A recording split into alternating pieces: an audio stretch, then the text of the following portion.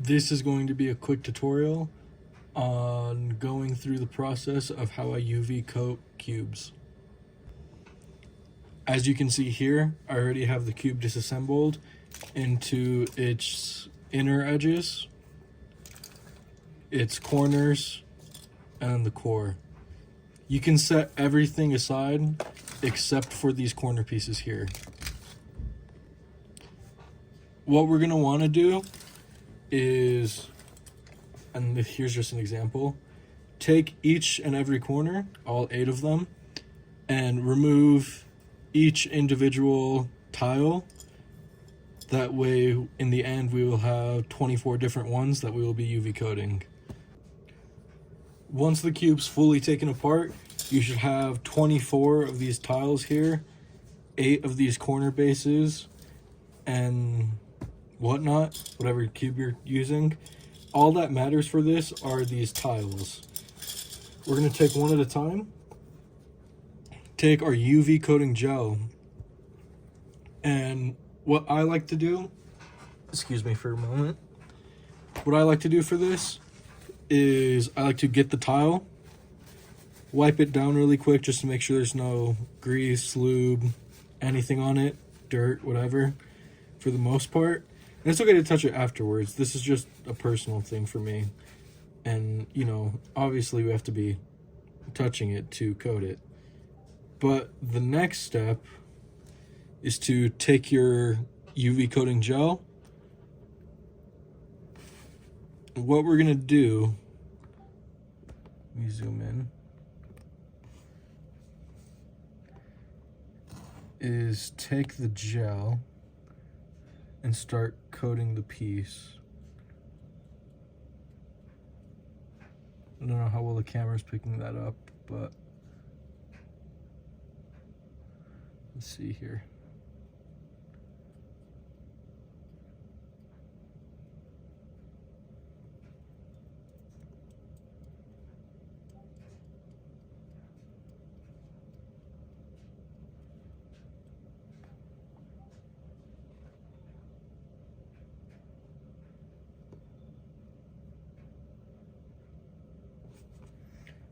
So once it's coated, what I like to do is just tap it to try and get a level.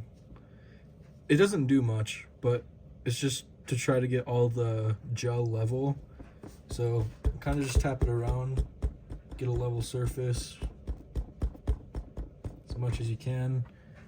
Keep taking a look at it to make sure it's coating every part, so we don't want any bubbles, any missed coating parts, whatnot. And taking a look at it, I do realize I have missed a spot, so let me just fix that for a moment. Where was that? It's right there.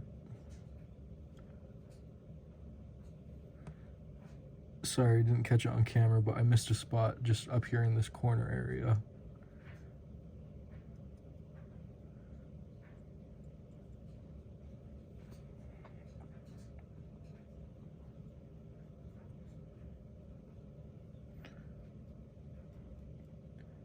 There we go. And again, if you do that, I just find it easy to tap it to make sure everything gets level. And then go ahead and inspect it, make sure everything's coated everywhere. And it looks like it is. So now what I'm gonna do is, I have this UV coating, UV light here. I'm going to take the piece and put it in the light for about 20 seconds. And what that's gonna do is harden up the gel so that we could touch it afterwards, and that so like it doesn't get anywhere else, like it's actually UV coats it. That's what this process is doing.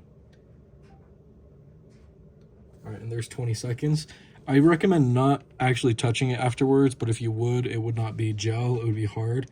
But just to ensure that there's no fingerprints or smudges, just to keep it as clean as possible. But when you have that, you can go ahead and set it to the side and move on to the rest of them. I guess you can kind of see that there for a sec, how shiny this piece is now. But yeah, once again, set it to the side, do it with the remaining 23. Okay, so here's what the cube looks like after UV coating it. You can see it's a lot more shiny now, and you can kind of tell it's UV coated. Grip on it feels very, very nice, and I've already done a solve on it, and I already like it more than I did previously. So that was just a really not in-depth, quick overview of UV coating a cube and its aftermath. Literally, you just need UV coating gel, and you just go over the piece and curate it, I think is what it's called. Curate it in UV light, and then you have something like this. However, things can still mess up. Like if you touch it like right after, you can see it's a little like foggy-ish or dirty almost. It's not like that in person, and you can't normally see it, or like it's not in that like that in person, like I guess as noticeably. And just looking at the cube from far away, you can tell it's UV coated and it looks super nice. But when you're looking for defects, you can kind of see, like if you were to look at it from say here, you can kind of see a bunch of divots where it's not uneven, or where it's not even, so where it is uneven. Can't really see too many there. Orange actually came out pretty nice. Green came out decently. Same with white. So it was really only just the red where you could see a bunch of divots, like those four. Two on the left, one hardly noticeable here, but then one noticeable right there, sort of. So things can go wrong, and it can be uneven, but I mean, it does come out pretty well, and I personally like it with UV coating.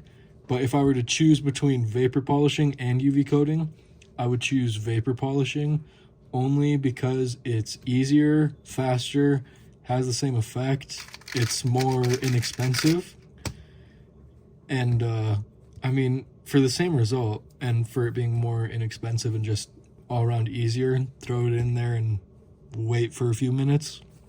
This you have to disassemble piece by piece. And I don't know if I mentioned this or not, you can do this, you can UV coat any cube as long as you can disassemble pieces from each other.